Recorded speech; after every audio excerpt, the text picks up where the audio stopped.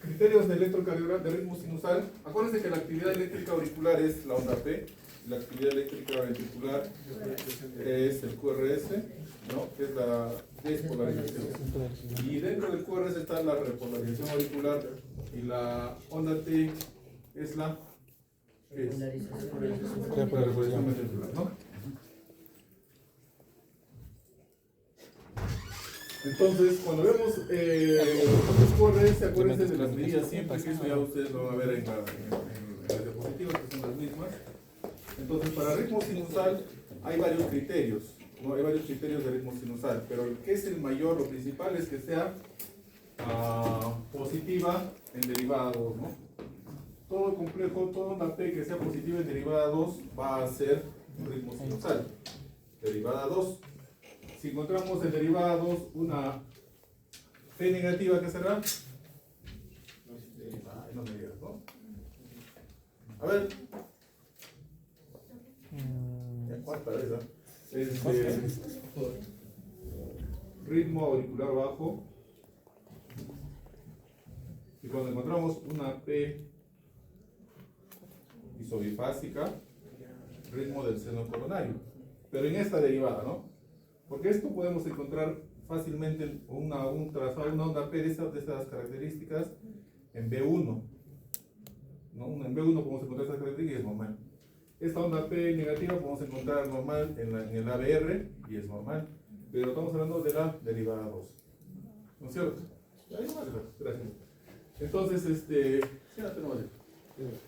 gracias. Entonces, por eso es que la derivada 2 es la principal para ver si el ritmo sinusal. ¿Qué más tenemos para el ritmo sinusal? PRs constantes. Ondas P de igual morfología.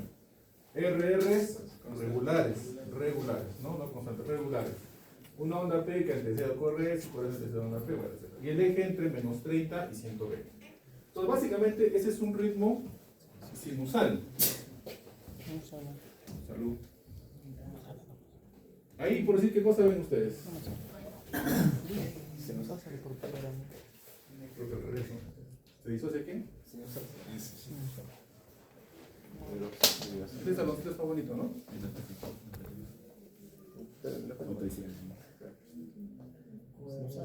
¿Qué les llama la atención de este complejo, por decir?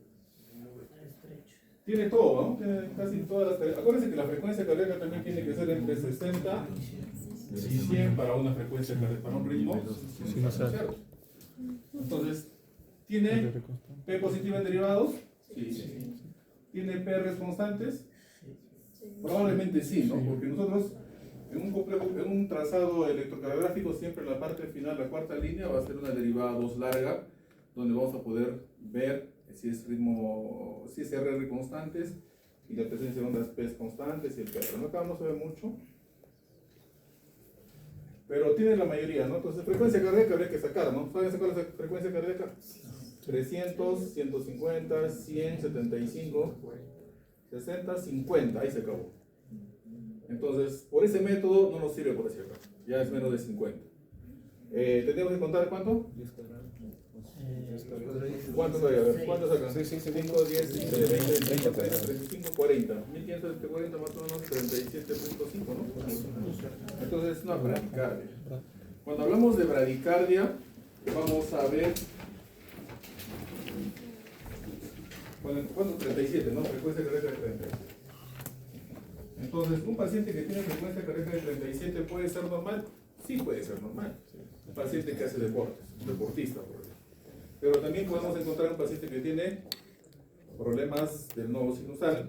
Podemos tener pacientes que tienen, que usan betabloqueantes, bisoprolol, carvedilol, metoprolol, pacientes con hipotiroidismo, pacientes con hipertensión endocraniana, pueden tener frecuencias bajas. Entonces hay que ver el contexto del paciente para poder determinar de qué se trata. Ahora, asumado a eso, hay que ver qué síntomas más tiene. Síncopes. Entonces, siempre va de la mano el electrocardiograma con los síntomas del paciente, ¿no? Entonces, yo he visto ciclistas con 31 de frecuencia cardíaca, o flacos, puro hueso, ¿no? Que manejan. Entonces, ellos, por decir, uno que estaba con fractura de pierna, de tobillo, 92 de frecuencia cardíaca y asintomático, ¿no? Nadie le quería operar porque su frecuencia era muy baja. No, nadie quería operarla en ningún hospital. Entonces, pero su frecuencia era como esto, más o menos así. Menos, pero. Entonces, pero cuando vemos acá, podemos ver también que podría ser otra cosa. Podemos hablar de los bloqueos AB, ¿no? Que vamos a ver más adelante. Puede ser del segundo y el bloqueo de tercer grado, ¿no? Entonces, podría ser una de esas cosas esto. Entonces, yo siento, o en el pulsóxímetro veo que una frecuencia cardíaca es baja, podría tratarse de muchas cosas. ¿Se dan cuenta? Solamente viendo la frecuencia cardíaca y de los síntomas del paciente, ¿no? ¿Qué ven ahí? La bradicardia, ¿qué más? ¿Las fibras están regulares? No hay mayor cosa, ¿no? A ver.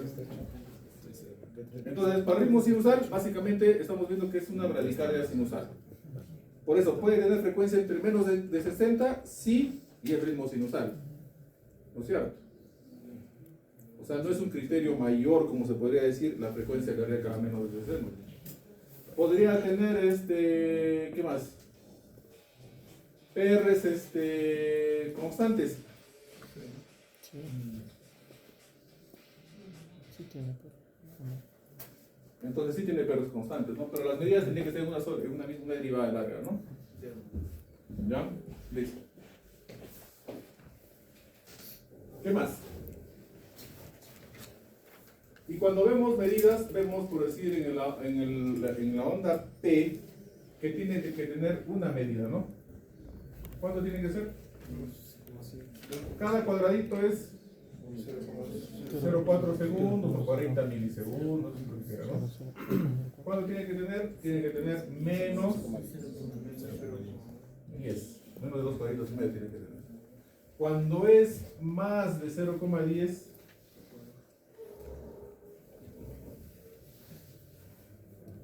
estamos hablando de una P. Hay una onda P ensanchada. Acuérdense que es tiempo y voltaje, ¿no? Ya. Si encontramos una onda P picuda que mide más de 2.5 milivoltios, o sea, más de 2 cuadrados y medio, es una P pulmonar, ¿no es cierto? Entonces, básicamente, viendo la onda P, ya podemos ver si se trata de un paciente. Un paciente hipertenso puede generar problemas de crecimiento del pliegue, porque va a haber un problema de la válvula mitral. Un paciente con estenosis mitral, también una P grande.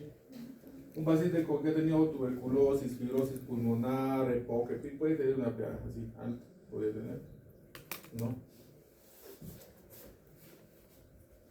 Cuando vemos los PRs, el PR también tiene una medida. ¿Cuánto es? 0,12 y 0,20. Mayor de 0,12, menor de 0,20. Si es menor de 0,12, estamos hablando, si mide, por decir esto, mide 0,10. ¿Qué es?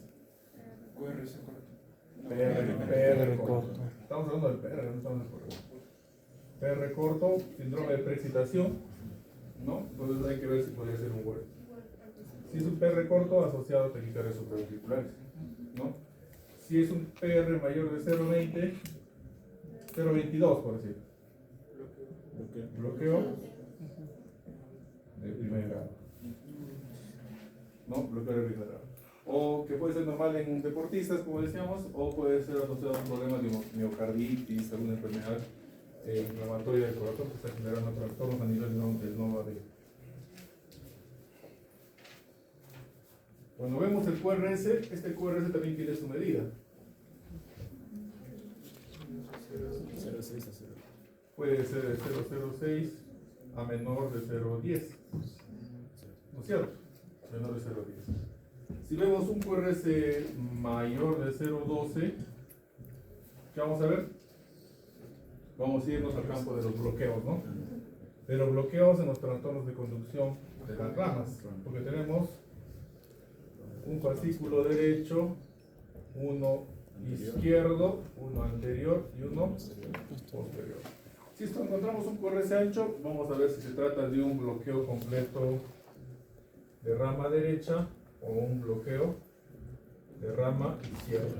Todos de las de X, ¿no es cierto? Entonces, si es un bloqueo completo de rama derecha, va a tener características. Y la principal característica va a ser que en B1, derecha, ¿no? Derecha, en B1 va a tener un patrón. Puede ser así, para que se acuerden, ¿no? R mayor que S, ¿no es cierto? Entonces es un bloqueo de rama derecha. Si es un bloqueo de rama izquierda, va a tener un patrón de ¿qué? Un patrón QS se llama, ¿no? QS, todo hablando de B1 por si acaso. En B1 puede haber B2, etc. Y unas R's empastadas en 1, ABL, B5, B6, ¿no? Tenemos que ver si es bloqueo de rama derecha, el eje tiene que estar hacia la derecha. Si es un bloqueo de rama izquierda, tiene que estar el eje dentro de valores normales. Puede ser entre menos 30 y 30 grados, ¿no? Entonces, ahí vamos con los QRS anchos. ¿Qué significa el QRS ancho? Es la sincronía, porque la sincronía que existe entre los ventrículos. Cuanto más ancho sea el QRS, mayor la sincronía entre el derecho y el izquierdo, ¿no? Por eso que hay resincronizadores cardíacos que te disminuyen el QRS para que mejore el gasto cardíaco, ¿no? Entonces, de eso se trata. Ya. Entonces, de ahí nos vamos a qué. No estamos hablando todavía de los semibloqueos, ahorita vamos a ver eso y ahí vamos a hacer una repasada con el diapositiva. Entonces, no se borra.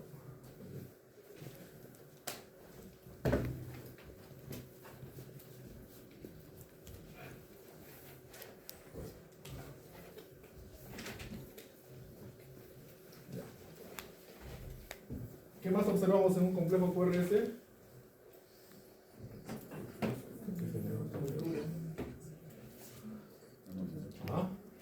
Acuérdense que todo complejo QRS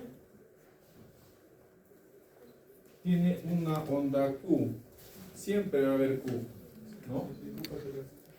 Claro, no es una Q patológica, es una Q normal, ¿no? Puede haber una Q bien pequeñita y de exubre, ¿no? Y después nos vamos a fijar en lo complejo, en el punto J, que puede estar por acá arriba o puede estar por acá abajo. Infra o supra. Acuérdense que siempre va a estar, si ustedes se dan cuenta, todo está girando sobre una línea de los complejos QRS, ¿no? Pero acá no hay elevación. Ahora también va a tener características el ST, ¿no? Si es cóncavo o convexo, ¿no? Si es convexo, en forma de techo, va a ser, ¿qué cosa? IMA. Un IMA, ¿no? La cara triste, el ST elevado, ¿no? Más o menos así, ¿no? Si es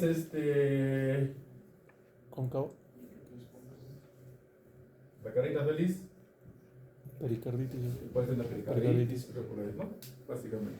Entonces, hay que darnos cuenta de eso básicamente. Siempre un infarto va a tener, en el infarto hay un montón de características del ST, no solamente es así, no, lo principal es lo que se dice así, pero a veces se encuentra cada alteración que hay que ser más minucioso. Pero básicamente para que ustedes se acuerden bien de la alteración. ¿Cómo se dice? Convexo. Ahí queden, para que vayan refrescando mucho. ¿Qué será eso?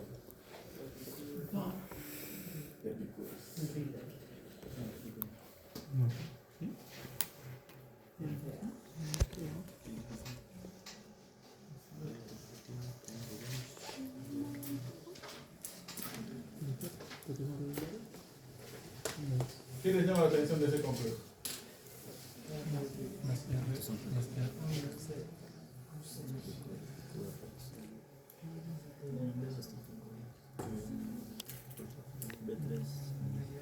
¿Algo? ¿Algo de llama? ¿Ah? No hay presencia de QRS. Ahí está el QRS. Sí, está. Bueno. Acuérdense que siempre en un complejo QRS va a haber siempre la onda P, QRS, y puede haber la onda U, puede haber en radicales, puede haber. Pero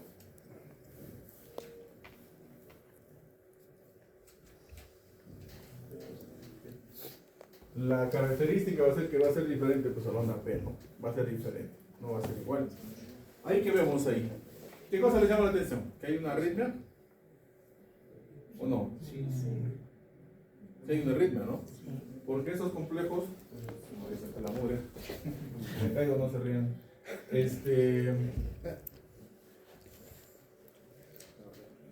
Entonces vemos que esto está simétrico. Para eso siempre cuando ven un EKG, siempre el papelito es importante para medir y todo, ¿no? Y esto es un poco más largo. Es el doble de esto. ¿Por qué? Porque miren, todos tienen onda P, tiene un PR largo, ¿ves? ¿No se dan cuenta?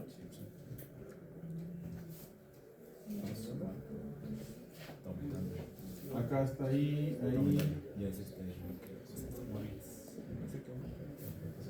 Y acá está una onda P, que no conduce. ¿Se ve? Allá también de entrada, ¿ve?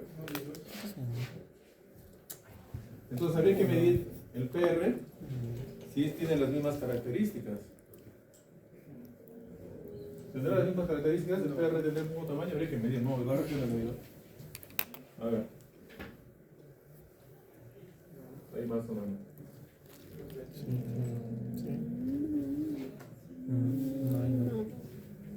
No. ¿No es? Un poco más grande. Más grande. Un poco más grande. Como que se alarga en todo caso. Pero- Entonces sería un nuevo insumo. ¿No es cierto? Y el otro no, y otra vez empieza a crecer. Es más pequeñito. Hay que medir bien, ¿no? Pero básicamente es un bloqueo de segundo grado. A ver. Ya le podemos ir midiendo todo, tenemos que ver. Pero hay una P que no conduce.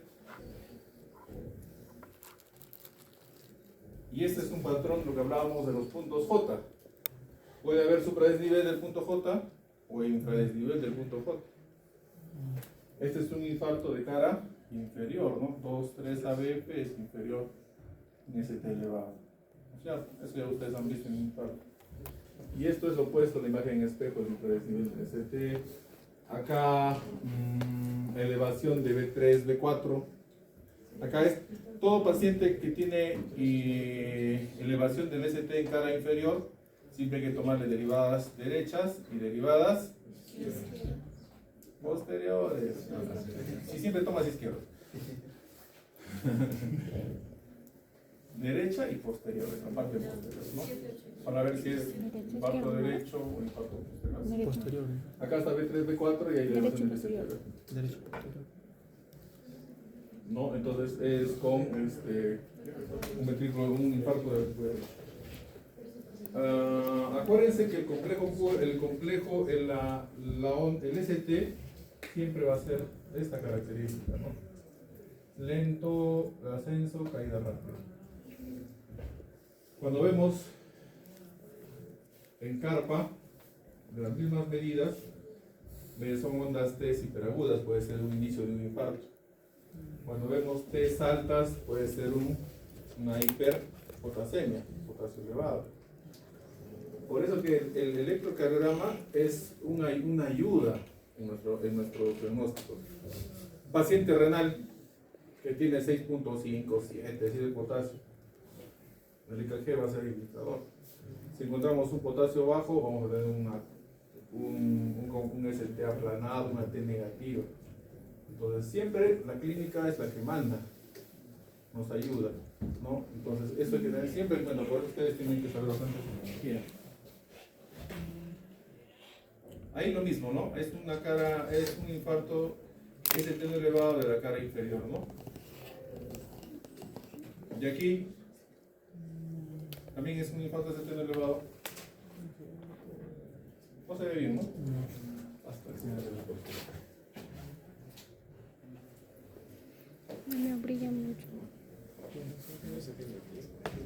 Entonces, ese es un paciente que tiene, siempre es importante leer el electrocardiograma en forma secuencial. Primero es ver si el ritmo sinusal, ¿hay P o no hay P? No hay P. Para decir fibrilación tendríamos que tener R's irregulares. Acuérdense que tenemos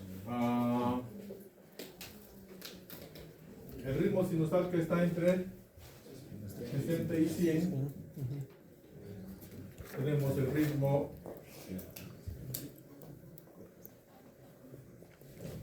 ritmo nodal que está entre 40 y 60 y el ventricular, ¿no? Pues un poco más ancho.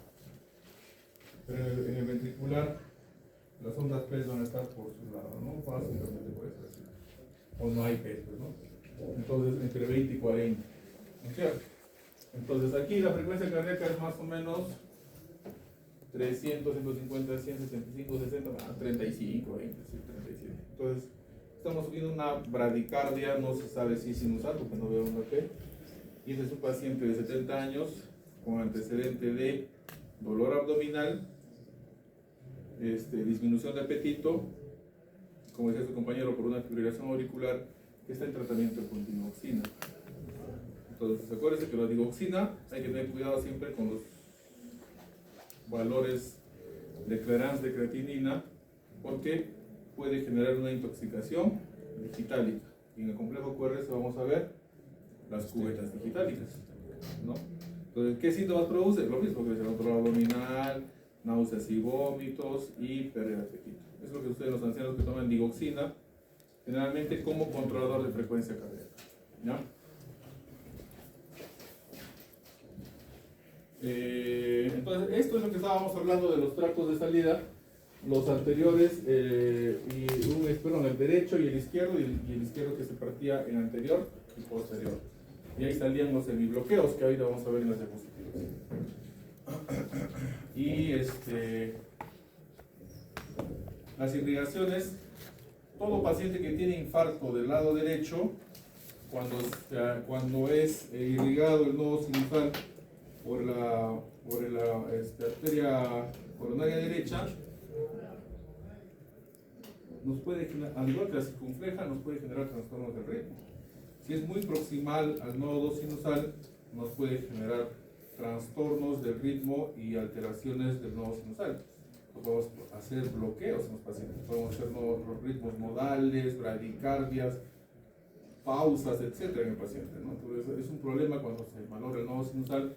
Y cuando también, acuérdense que los 60% de los pacientes siempre tienen dominancia de irrigación de la coronaria derecha, ¿no? Y en el nodo AB también es el 90%. Entonces, por eso que la derecha a veces genera esos problemas mucho, ¿no? ¿Qué ven acá? Por así decirlo, lo que sucede, un problema que ha tenido un paciente con alteración del nodo sinusal. ¿Qué es?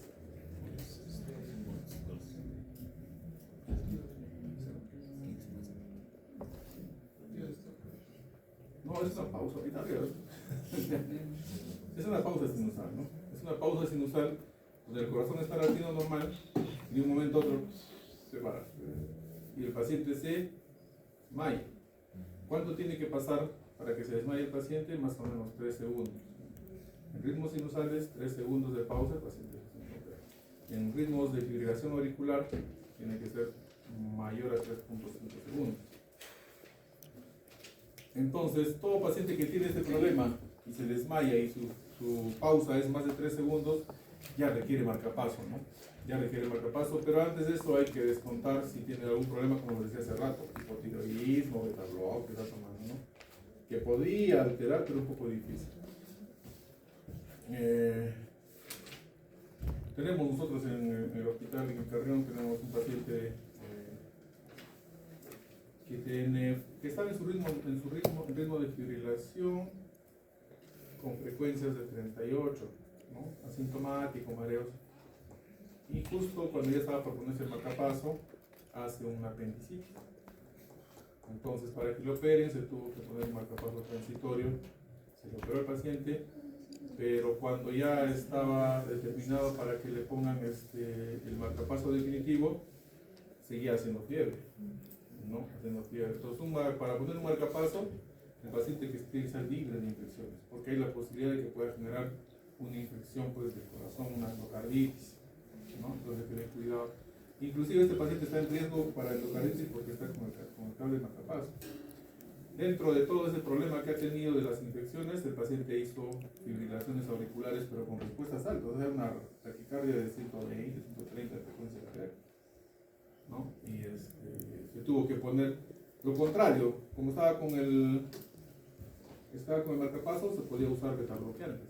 Acuérdense que los betabloqueantes están contraindicados en todo tipo de bloqueos AB, ¿no? O el segundo grado, tercer grado, están contraindicados.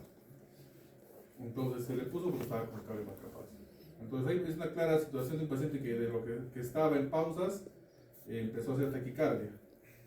Pero cuando se le quiso quitar el marcapaso, empezó a hacer pausas de este tipo, no sea largas. Entonces ya se hacen como dependientes del marcapaso. Hay momentos en que corre y hay momentos en que se para su corazón. Entonces es un síndrome taquibraya. Corre el corazón, se desordena y después se para. Entonces ahí es donde el paciente se desmaya, ¿no? Entonces esto es el problema ya del nodo sinusal. Se le pone el marcapaso para que controle estas pausas, para que actúe, y se usa betabloqueantes para que disminuya estas rachas de taquicardia, ¿no? Entonces esa es una con otra, ¿no? Ahí que ven.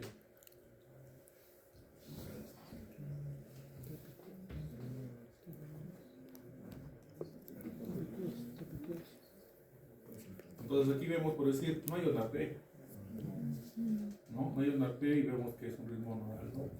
Y después en la segunda parte sí hay otras P's.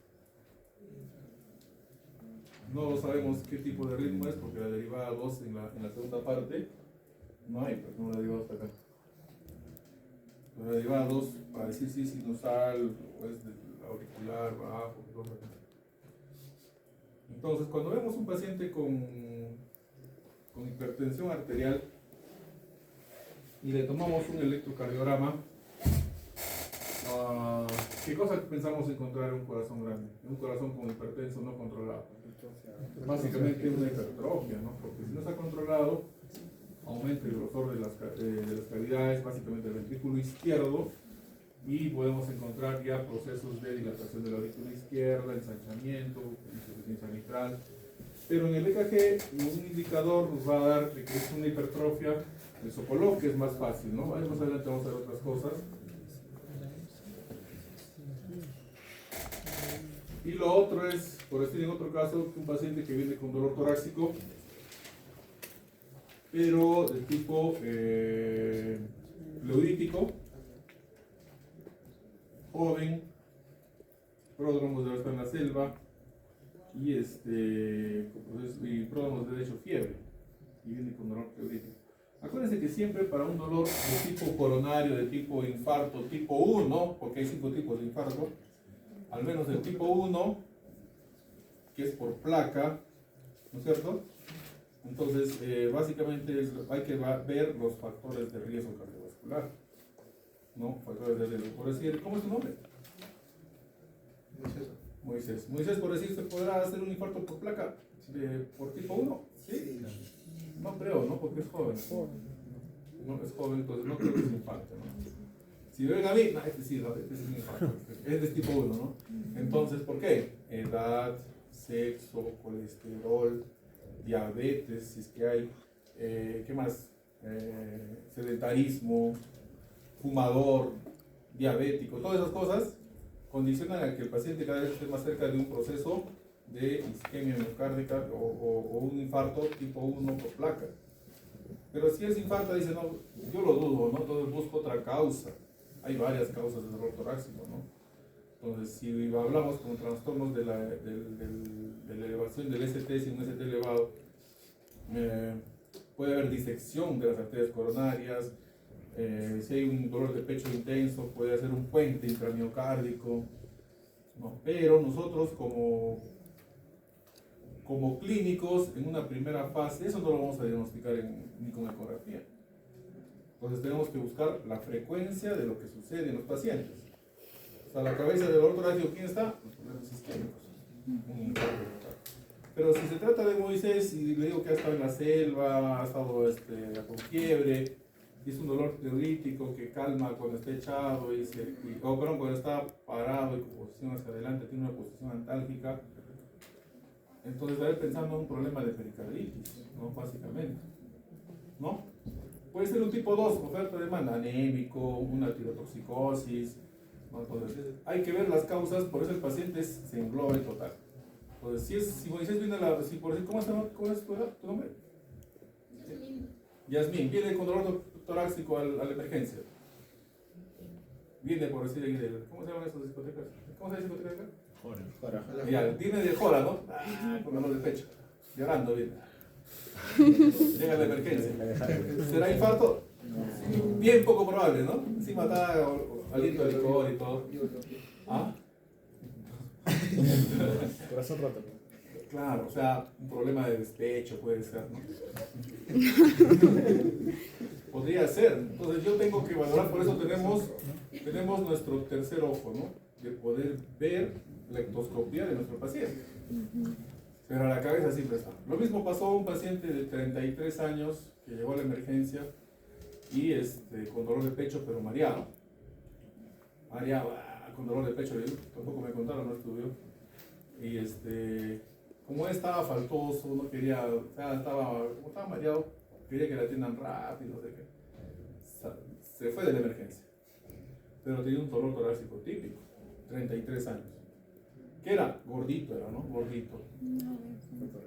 Al día siguiente apareció a la 1 de la tarde.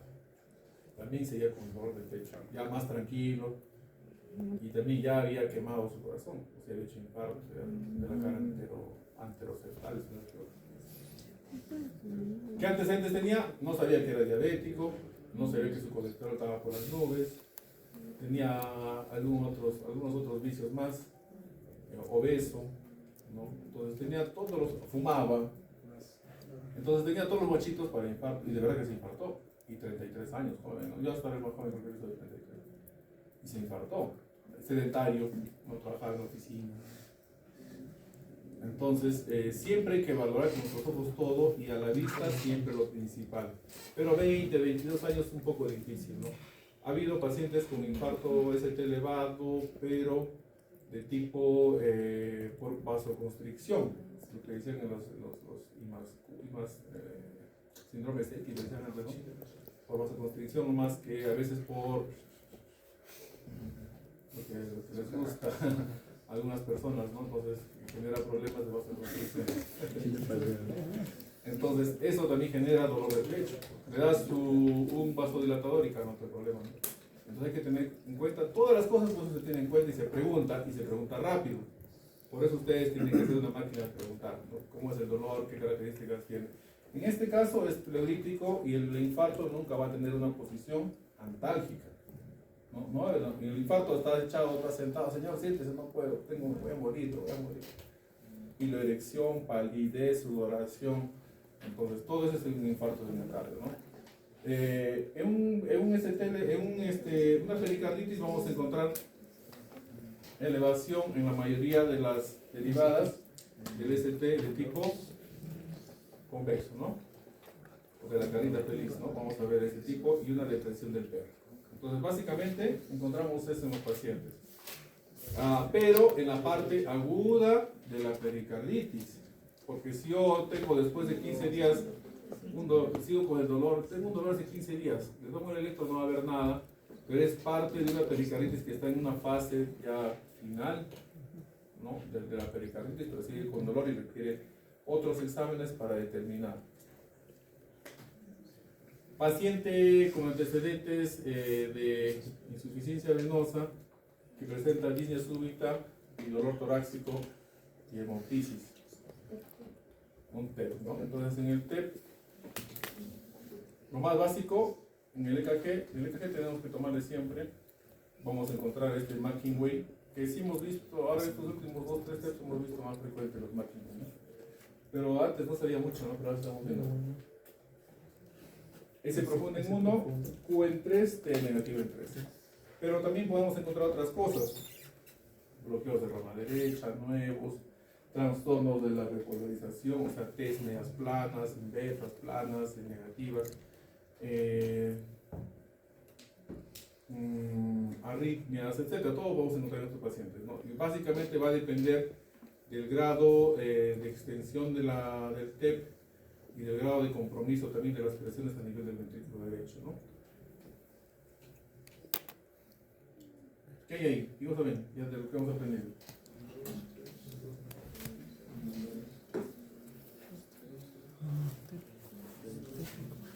¿Qué hay ahí?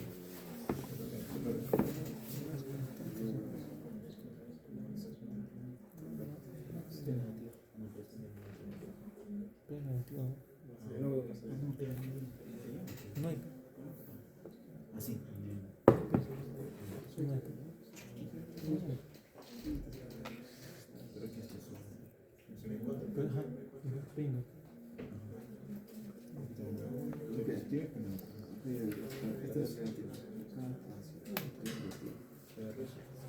Nada, nada, a ver.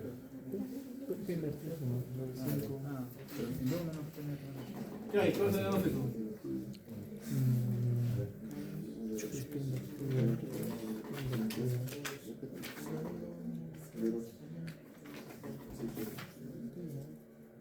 Nada. ¿Quién sabe el diagnóstico ese? Crecimiento tren izquierdo. Ya si no saben ese cajilla, no vamos a ver. Crecimiento tren izquierdo. Tren izquierdo. ¿Ah?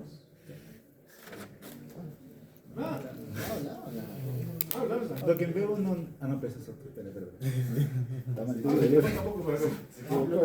El anterior estaba viendo esa reunión. No, esta de acá. Sí. En mi bloque. Ahí sí está bien. Sí, ¿no? ¿Ah? Con oclusión de arterias y Paso. Sí. ¿Hay elevación del SD? No veo. No hay. no, pero en dos sitios. 2, 3, ya veo. 2, 3. 3. Ahí no hay ni Q. No hay color.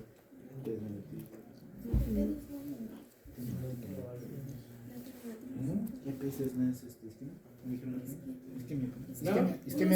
isquemia, un imán. Podría ser un IMA. Podría Está ser. bien. Porque dice en el IMA podemos encontrar, dice, en un IMA nuevo, podría, la guía decía, ¿no? Que puede haber bloqueos nuevos, puede haber, ¿no?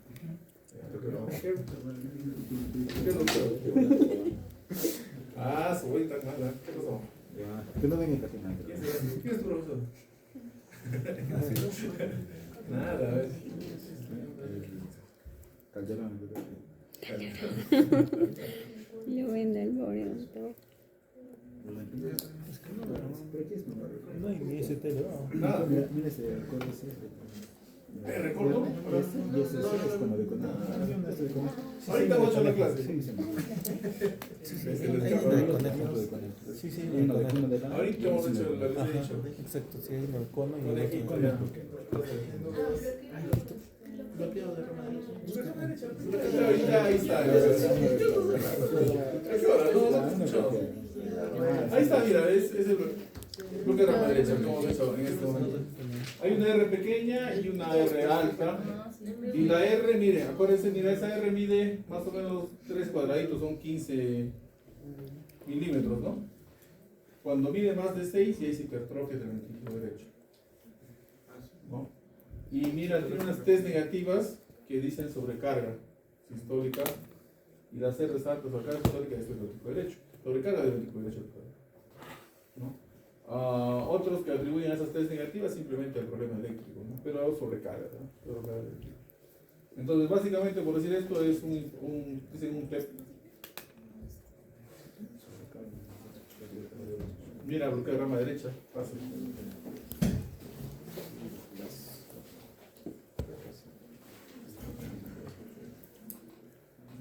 Ya, entonces, ¿qué me va a servir el electro? Me va a servir para varias cosas. Y muchos de ellos van a estar asociados a las hipertrofias auriculares, ventriculares, hemos visto ya las hipertrofias, hemos visto isquemias, también hemos visto parte, ustedes ya han hecho la clase. Arritmias, ahorita vamos a ver la próxima clase, ¿no? Pericarditis hemos visto. Trastornos de conducción, ahorita lo vamos a ver. Efectos de la medicación, hemos visto uno puede ser los retrobloqueantes, que son bradicardias, puede ser la digoxina. Trastornos en el metabolismo diurético, ahorita vamos a ver. Y valoración de la función de marcapaso. Un electrocardiograma te puede decir que hay disfunción, sí, no, pero mejor es el Holter, ¿no?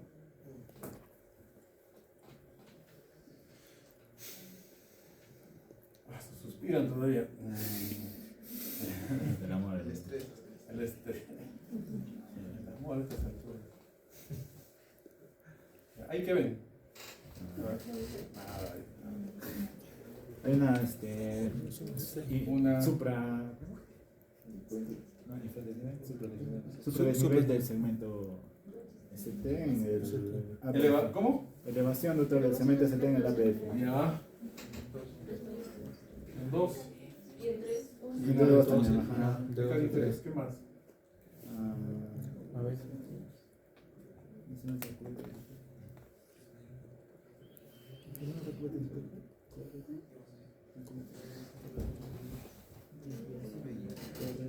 La desviación del eje hacia la derecha. Nada, es el eje entre 90. El eje está entre normal, pues 0 y Sí, 0. también. Sí, está normal. Porque es positivo, positivo. ¿Cómo? Lo que no ver eso no es la cubeta digitálica. No. La cubeta en todas, ¿no? Ahí estamos viendo más importante que la cubeta es la elevación del ST. Que estamos viendo en 2-3 a veces, ¿no? Hay dos cosas más ahí, ¿no? Hay dos cosas más ahí que estamos viendo.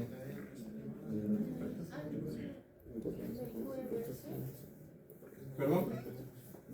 Dime, habla nomás, tienes derecho a equivocarte 50 veces, ¿no? ¿El QR es ancho? No. Acá está la derivada 2, ¿no? Todo el QRS podría ser, ¿no? No habría que medir bien, pero no parece un QRS ancho, ¿no? Entonces en este electro encontramos, por decir, encontramos que hay un ritmo, por eso la derivada 2 es importante, ¿no? Vemos que todo es simétrico, rítmico, perdón, y hay un momento en que se acorta. Después sigue avanzando y otra vez se acorta. Pero este complejo tiene diferente morfología a los demás. Entonces, ¿de qué se trata, no? Entonces vemos ahí que es complicaciones eléctricas del infarto. ¿Cuáles son las complicaciones eléctricas del infarto? Supra y infra.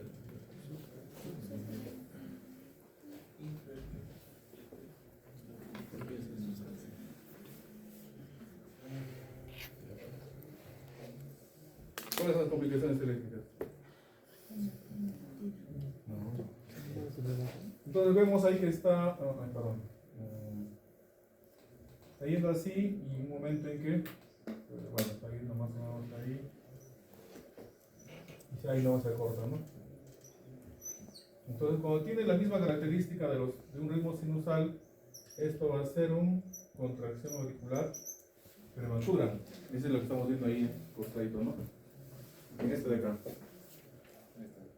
Características iguales es una contracción auricular prematura, un extrasístole que le llaman, un latido auricular que se ha adelantado, ¿no?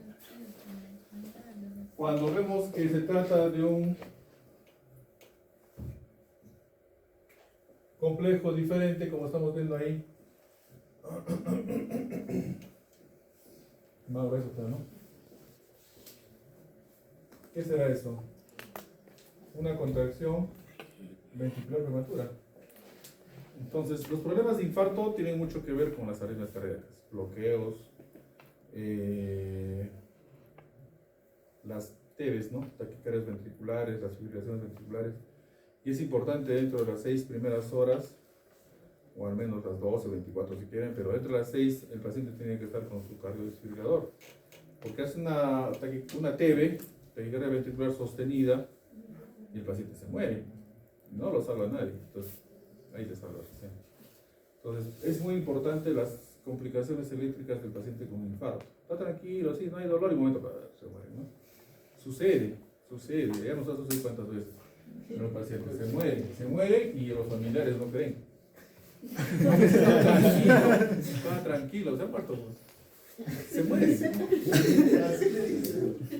Lamentablemente es eso, ¿no? Por eso yo les digo siempre a sus compañeros, cuando ven un paciente con infarto de miocardio, nunca debes decirle que el paciente está sano o que está bien. Es un paciente que está mejorando, que está evolucionando, al momento está estable, se puede decir. Pero sano nunca hay que decirle, nunca, ¿no? Ni en los mejores hospitales. Porque después el familiar, así como él, dice, jajaja, pero ¿cómo va a decir? Igualito te va a decir, o sea, te va a decir, pero si me has dicho que sí estaba bien.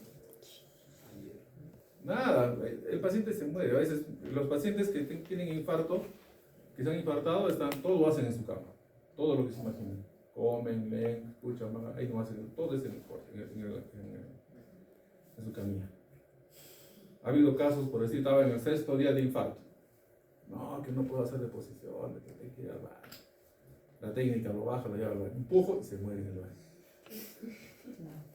No, o sea, y se murió, pues, o sea, se murió. Pero si estaba bien, ya estaba en el 6º día, estaba mejorando, pero ha empujado y se muere. ¿Te das cuenta? O sea, el infarto es así. No, estás tranquilo, pero en un momento u otro se descompensa y se muere el paciente. No empuje.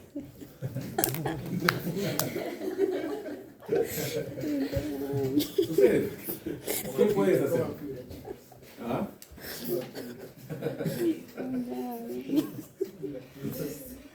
Claro, o sea, tendrías que darle dietas suaves, tranquilas. Cuando estén hospitalizados se van a dar cuenta de los ahí se van a dar cuenta si van al baño. O sea, sí es bonito estar ahí hospitalizado, pero no todo ahí en la cama es terrible. Pero lamentablemente es así, en todos.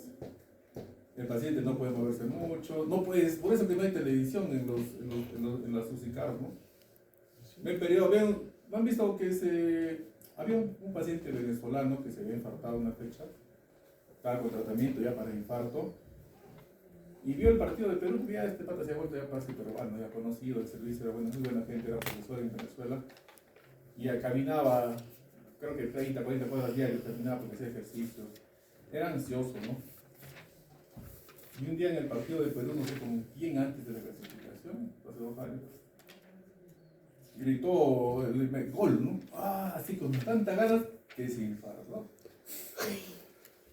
O sea, pues, sí, o sea, no es.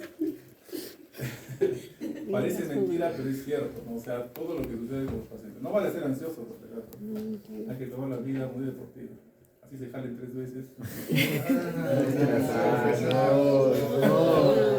¿De qué manera? No, sí tienen que cambiar las cosas, ¿no? Justo conversamos con sus compañeros, estábamos en el puesto 35, ¿no? Estamos terriblemente mal. De 37, creo que estamos en 35. Para que se den cuenta todo lo mal que sucede con las clases virtuales. ¿No? O sea, podríamos decir que la universidad va mal si es que siempre estaríamos ocupando el mismo lugar.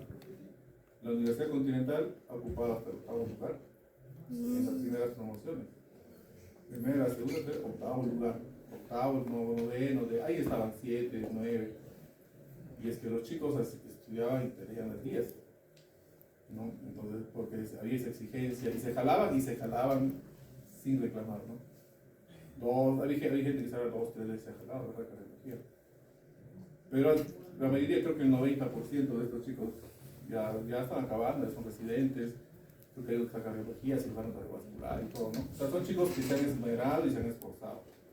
Yo no les digo que se van a jalar 3 veces porque creo que es un poco difícil, ¿no? A esa altura. Creo que la forma de estructurar ha sido cambiada, ¿no? Pero la idea es de que ustedes estudien, ¿no? O sea, ustedes son lo que van a, el examen que van a dar va a ser el reflejo de su esfuerzo de ustedes. ¿No? Ahorita, por decir, la San Marcos ha bajado ¿cuánto? ¿Qué está en un cuarto, no? Cayetano está 7. ¿No? Los que están primados son de Piura, ¿no? Piura, de Fibra, imagínense. Entonces, pero hace 2 años había un chico de la UPLA que fue mi alumno, o sea, yo le enseñé a ese salón, pero el chico era pues un punto aparte, ¿no? O sea, él era, paraba y se metía en su cuarto, leyendo. Ocupó el primer puesto para el salud, pues. Hizo una revalía. Fue la figura, creo que de la UPLA, fue figura no sé de qué, ¿no? ¿Sí te acordás cómo se pidió? Dextre, creo. Dextre. Muy buen chico, muy buen. Es punto aparte, como te digo. Entonces, eso es, ustedes lo forman. Pues ni siquiera por decir la universidad, la UPLA está en 37, creo. Pero eso no ha hecho que él caiga, ¿no? Entonces, ustedes tienen que ser, lo que ustedes van a hacer, eso es lo que quieren hacer. No echen la culpa al final ni a sus papás, ni a su enamorada que por tu culpa perdió tiempo, a nadie. O sea, ustedes son los culpables. Básicamente, cada uno es culpable y es el que forja sus destinos, ¿no? Entonces, ustedes están jóvenes, pueden quedarse 3 años más. Entonces, lean, pues. Oye, esa cosita que te pregunto. Vamos a continuar más de chistes. Entonces, es importante esto porque de acuerdo a esto vemos qué parte del corazón se ha infartado o qué alteraciones encontramos. Cuando encontramos, por decir, elevación del ST anterior, ¿cuál sería? B3, B4. Un infarto lateral, puede ser lateral de 5, B6, y lateral alto sería B1 y AB1. Este es alto y este es el lateral, ¿no? Lateral alto y lateral. ¿El ABR qué cosa es? Contrario. ¿Qué cosa es? ¿Qué te indica la elevación del tronco? Pues, ¿no? La elevación del ST en el ABR es peligroso, ¿no? Entonces, todo esto hay que tener en cuenta siempre para decir qué infarto es. Cuando venga el examen, va a decir, es un infarto, profesor. Es un infarto, pero ¿de dónde, no? Es ST elevado, es evolutivo, ¿no? Y no sé si les tomarán qué arteria es. Usted no manda preguntas, ¿no? Sí, yo hago las preguntas. Dos. Claro, De 7. de 7. Ahora ustedes dan 7 preguntas, no de cardio. Son 14 preguntas que mandamos de cardio, mandamos 20 preguntas. Pero nos toma 3 segmentos. Por eso pasa de eso. Porque los 3 segmentos hay partes fáciles. Gastroenterología, ¿no? ¿Qué más? Si tienes suerte, ¿no? Si tienes suerte. Gastro. No es por Pero es no, diferente. Pausa. Por esa parte. Nefrología me parece que es fácil, por decir. ¿No? Gastro también es fácil. Yo te digo por las estadísticas que tienen los que aprueban. En gastro se sacan 20, 18, 18 se sacan los exámenes. No. Es así, o sea, yo te digo por estadísticas. Si quieres, si me dicen algo a mí, no necesitan que irnos a las estadísticas. Las estadísticas de todos los años dicen que en esos segmentos se sacan todos 20, todos a prueba. Si no fuera así, realmente estaríamos viendo unos 3 años, 4 años. ¿Verdad? Nos estaríamos viendo porque a veces los exámenes de cardio hay que leer un poco más, ¿no? Entonces, ¿qué les ayuda por decir? Los exámenes prácticos. Si les cae bien al profesor, bueno, están ahí 18, 19, ¿no? Entonces, eso tienen que ver. Generalmente en cardiología, los que enseñamos cardiología, los cardiólogos no ponemos 18, ¿no? Ponemos de acuerdo, pero hay que ser muy brillante para poner 18. Ni a Dextre le hemos puesto 18. No ha sido mi grupo, pero no le han puesto 18. Entonces vemos estos cambios en el electrocardiograma. Es una parte normal. Acuérdense que el infarto del miocardio, cuando es en una parte muy aguda, muy pronto a llegar al paciente con un infarto, podemos encontrar EKGs normales, ¿no? Entonces lo mandan a su casa. No hay nada. Es su casa. Y después vienen con esto, ¿no? Entonces siempre que den en cuenta, por eso, la clínica del paciente es muy importante y los factores de riesgo del paciente. Agudo, las horas y vienen las Q patológicas, ¿no? Cuando ya pasamos de las horas, ya no hay los tratamientos como veíamos aquí en Huancayo, la trombolisis, y en Lima los cateterismos cardíacos, cuando tienes suerte, cuando tienes salud, Si eres MINSA, hay que tener suerte de que un hemodinamista esté de turno para que te pueda abrir la arteria de emergencia. ¿No? Si no, no. Lo único que te puede traer creo que es esa Incora hasta ahora y después creo que revalidaría alguien que está de turno las 24 horas un hemodinamista. La realidad del Perú es esa, lamentablemente. Y en Huancayo, lo único que vamos a hacer es trombolisis. Si viene dentro de las 12 primeras horas, cuanto más fresco esté el infarto, mayores posibilidades de abrir esa arteria. ¿No es cierto? Cuanto más lejos, más difícil, ¿no? Ya prácticamente a veces se pierde los 8.000 soles que cuesta una trombolisis, ¿no? Cada frasquito 4.000 pesos. Entonces, eso hay que tener en cuenta. Y ustedes tienen que ser parte del tratamiento rápido de un infarto miocardio, ¿no?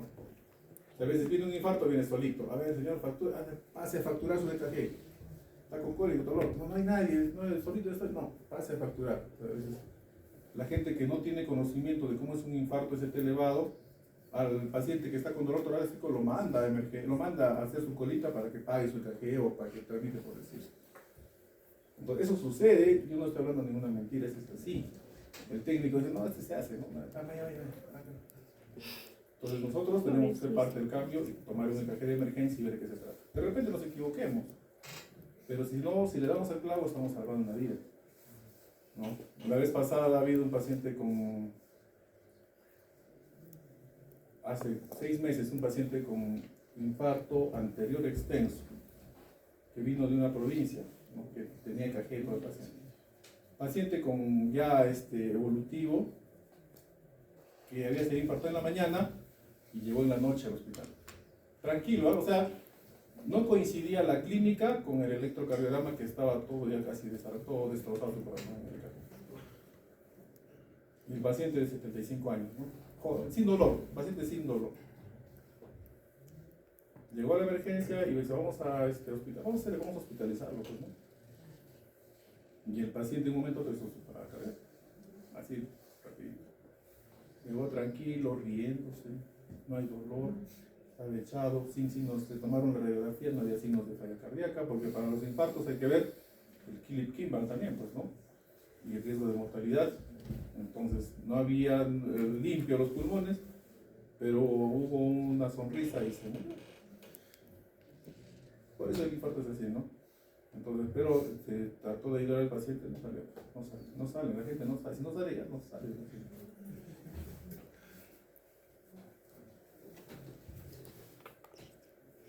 Entonces, para tener en cuenta que los electrocardiogramas tienen sus algunos tienen sus rayitas, ¿no? Un segundo es de raya a raya, ¿no? ¿Son cuántos cuadraditos? 5 cuadraditos. La velocidad tiene que ir a 25 milímetros por segundo y las barritas tienen que ser 2 cuadraditos en ese lado. Si es muy chiquito esto, sale a la mitad, el EKG va a salir ondas de bajo voltaje y vamos a pensar que está con derrame pericárdico, podría tener, o hematoso. Si está al doble de voltaje, vamos a encontrar QRS anchos o altos y vamos a pensar que es un paciente con hipertrofias. Entonces, por eso que es importante siempre en el EKG ver siempre que la barrita esté en 10 y la velocidad en 25. Si está en 50, la frecuencia cardíaca va a estar a la mitad del paciente. Si está en 75, vamos a encontrar un paciente con 35 de frecuencia, como hemos visto en el EKG. Y vamos a pensar que está en bradicardia, pero la velocidad ha cambiado. Entonces, eso se modifica dependiendo de qué queremos encontrar. Una taquicardia supraventricular, por decir, o una taquicardia o una arritmia con frecuencias altas, yo puedo duplicar la velocidad para ver de qué se trata en el futuro, ¿no? Para ver básicamente la morfología. En un niño le voy a pedir ondas de bajo voltaje para ver, porque los niños tienen los complejos un poco más grandes. Entonces tiene sus criterios para poder modificar, ¿no? Eso es lo que decíamos, de todo lo que podemos encontrar. Y la onda Q, que te dice qué cosa, la despolarización del tabique interventricular, ¿no? Todo eso tiene que ver la Q, siempre va a haber, porque está relacionada con el tabique, ¿no? Entonces siempre hay Q, pequeñita, pero hay Q. Hay Qs patológicas, como dicen en la diapositiva pasada, y ustedes tienen que ver cuándo se determina una onda Q patológica. La frecuencia cardíaca, las 3 formas de contar, ¿cómo es? Ya dijimos una que era 70, 300, 150, 100, 75, 60, 50, ahí se queda. 1500 entre el número de cuadrados pequeños, o en 6 segundos, ¿cuántos complejos QRS hay? Contamos 30 cuadraditos, ¿cuántos complejos QRS hay? Por 10. ¿No es cierto? Entonces ahí sacamos, y por eso acá de 6 segundos, 1, 2, 3, 4, 5, 6, 7, 8, 9, 10, 100 latidos por minuto. ¿No? Entonces hay que tener en cuenta eso siempre cuando complejos QRS. Ya hemos visto las ondas B, el EPR, el intervalo FR, QRS, las ondas T, el impacto de tensión elevado, el elevado. Ya. Las ondas T, si vemos aquí, normal. Ahí está el eje, ¿no? Ya, por decir aquí. Cuando vemos las ondas T en una derivada en B1, B2, B3, B4, B5, B6, si encontramos T negativas, B1, B2, B1, B2, T negativas, si es mujer, está relacionado a su género. Si encontramos T negativas en B1, B2, B3, B4 y es mujer, debe ser morena, ¿no? Porque las morenas tienen las T negativas hasta B4. ¿Está bien? Pero un hombre no puede tener T negativas, es otra cosa, es otro problema. Entonces, pero siempre nos va a ayudar la clínica, como les digo, la clínica paciente, ¿no? Entonces, generalmente un hombre va a tener T's positivas en todas las derivadas, menos en esta caso. Y las mujeres, sí, hasta B1, B2, B3, B4, si es morenita. Si no, es bien difícil. Hemos encontrado algunas mujeres que tienen T's negativas hasta B5, B6, pero no hay nada, ¿no? En el corazón a veces puede ser hipertrófico. El eje, ¿cómo llamamos el eje? Un ejemplo nomás, ¿ya? Porque ustedes ya lo han hecho ejemplo. No, ¿y qué han hecho estas 2 semanas? Ya.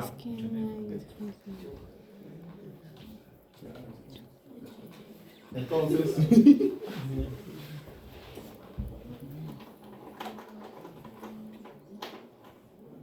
básicamente para ver, ¿y qué hora son? ¿Cuánto nos falta? Ya. Ya. Y vamos a acabar en 2 minutos.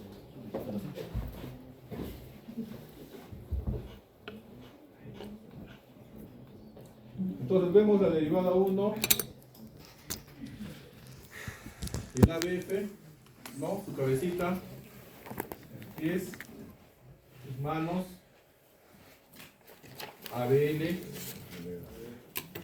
no, ABR, este es 2, ¿no? Sí, acá más o menos es, ¿no? De 2, ABF, 3, primer cuadrante, segundo cuadrante, tercer cuadrante, cuarto cuadrante, ¿no? Nuestro corazón va a estar entre menos 30, que es el ADN, y 120, que es la derivada, porque nuestro corazón está para aquí, ¿no? Apuntando de atrás para adelante y de derecha a izquierda. Así es. Entonces, todo lo normal es esto de acá. ¿No es cierto? El eje indeterminado siempre va a ser ABR. Todo lo que es derecho y en eje indeterminado hay que ver una patología cardíaca congénita siempre. Hay que buscar descartar, ¿no?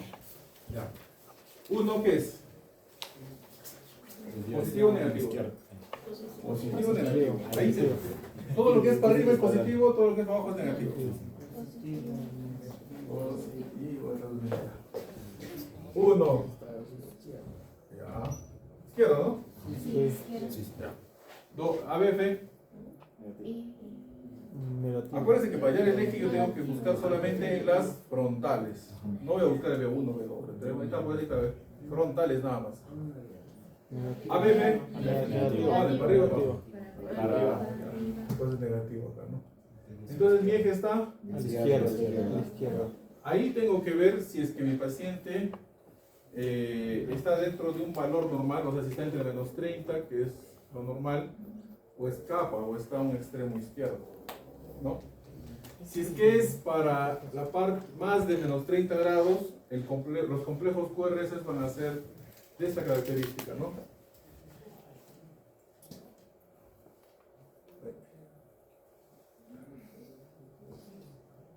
R pequeña, S mayor, en 2, 3 y AB. y mi E que va a ser más de menos 30. ¿No? Entonces, vamos a ir al eje. ¿Cuál es la isoeléctrica? Dos. El dos. 2. ¿Sí? Sí. Es un poco más negativa, ¿no? Sí, un poquito más negativa. Ya. Pero el 2, ya, 2, ¿dónde estamos? Entonces en el 2 yo voy a trazar una línea, ¿no? Y mi eje va a ser la perpendicular a esa línea. ¿No es cierto? ¿De 2 cuál es? Abel. La perpendicular, ¿no? ¿Cuánto es mi eje? Menos 30, porque justo para eso he encontrado ABF y ABI 1 y ABF para ver para dónde va mi vector, ¿no es cierto? Mi vector está yendo entre 0 y menos 90, ¿no es cierto? Entonces he trazado, la isoeléctrica he trazado y la perpendicular es el eje. Menos 30, entonces ¿será mi bloqueo anterior izquierdo o no? No, pues no, porque no, tiene que ser más de menos 30. ¿Está bien? Una más.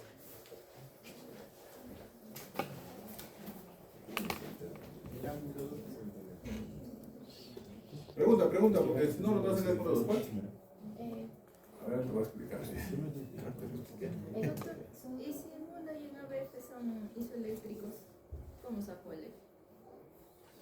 En 1 y ABF son isoeléctricos. Sí, porque habían algunos de traje que en uno eran positivos, por ejemplo, pero en ABF era Ya, así como esta de acá. isoeléctrico. ¿Cómo está de acá? Este es isoeléctrico. Ajá. Ya, ahora vamos a ver.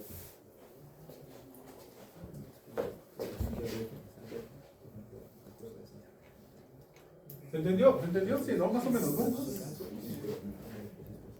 Ya, entonces...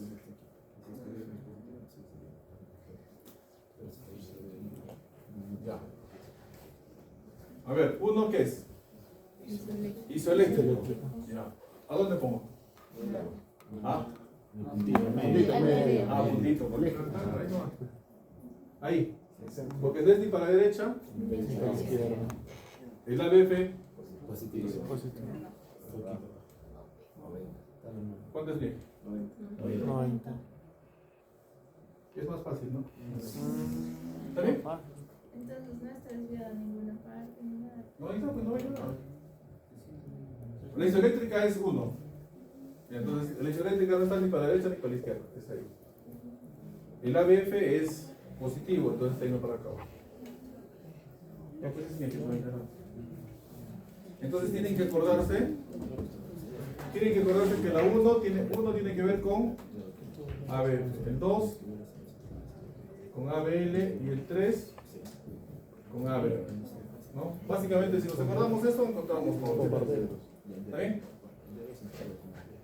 ¿Se entendió o no se entendió? ¿Ya? ¿Cambiamos? Eso repasen los ejes porque eso... Ha habido preguntas de eje, ¿no? Ha habido preguntas de frecuencia cardíaca, preguntas de eje. diciendo. Fijas, ¿no? Esta vez, ¿ah? Fijas. Un tema, menos. El tema. Las test positivas, ya no tenemos mucho tiempo. Las test, perdón, altas y picudas. Y las hipopotasianas encontramos, inclusive cuando es muy severa, menos de 2.5, la U es más grande que la T. Entonces podemos ver esas hipopotasianas muy marcadas, ¿no? Acuérdense que los trastornos de ritmo también se deben a trastornos hidroelectrolíticos. Un paciente que tiene mal, no está bien corregido la parte electrolítica va a generar arritmias, ¿no? Tenemos la hipercalcemia y lo que quiero que vean es los bloqueos de rama. Ya vimos crecimiento vehicular derecho. Y acuérdense que todo lo que es derecho hay que ver todos estos problemas, ¿no? Todo el lado derecho hay que ver, siempre hay que ver. Aquí están los criterios de hipertrofia del ventrículo derecho, y esta es la parte de hipertrofia, mayor de 6 milímetros, lo básico que les dije. Auricular izquierdo, encontramos unas melladas anchas Y acá vemos, por decir, un bloque de primer grado también, ¿no? 20, 24, 28, 0,28 segundos. Hipertrofia del ventrículo izquierdo, ahí está hipertrofia del ventrículo izquierdo. Todos los criterios están acá. Entonces hay un criterio fácil que es el ABL, ¿no? Contamos más de 11, ya hipertrofia del ventrículo izquierdo. O sumamos la R de ABL con la con S de B3, nos va a dar también más de 20 en mujeres y más de 28 en varones, ¿no? Entonces eso nos va a decir hipertrofia, más allá del Sokolov, ¿no? Sí, hay estudios en cuál es más sensible, la gente se puede estudiar, y parece que esa es la más sensible junto con la medida del ABR mayor de 11 en ABL, o sea esta mayor de 11 es más sensible que el Sokolov, o esto sumado con la B3 también es más sensible que el Sokolov. Bloqueo de rama derecha, siempre el eje tiene que ser hacia la derecha. ¿Acá qué cosa encuentran? A ver, vamos a enseñar este eje, ya para que no se... Ya para acabar. ¿Cuánto está el eje ahí? Miren, tiene bloqueo de rama derecha. ¿Están viendo? ¿Cuál ancho tiene? Entonces el eje debe estar hacia la derecha, supuestamente. ¿Sí? Izquierda está en ¿Cuánto es el eje? izquierda. ¿Cuánto? Ahí ya.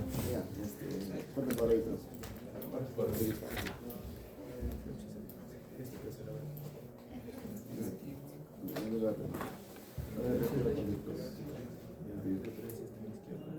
Menos 60. Negativo, negativo. Ya, uno, ¿qué cosa es? Positivo. Positivo, ya. Acuérdense, no está positivo, ya. Todos estamos diciendo ABF para acá. Entonces, ¿y el isoeléctrico cuál es? Parece haber. A ver, ya, muy bien. Menos 60 estaría. Exacto, ahí va, acá. Todavía se puede creer en la humanidad. Ya, entonces el ABR y la isoeléctrica ¿cuál es? 3, ¿no? Sí. Menos 60 grados, ¿no? Porque el eje está para arriba. ¿Está bien? ¿Está bien? ¿O está yendo muy rápido? ¿Se entendió? ¿Alguien lo entendió? Una más. Una más. Ya. 1, positivo. No, perdón. Ya ves. Sí. No.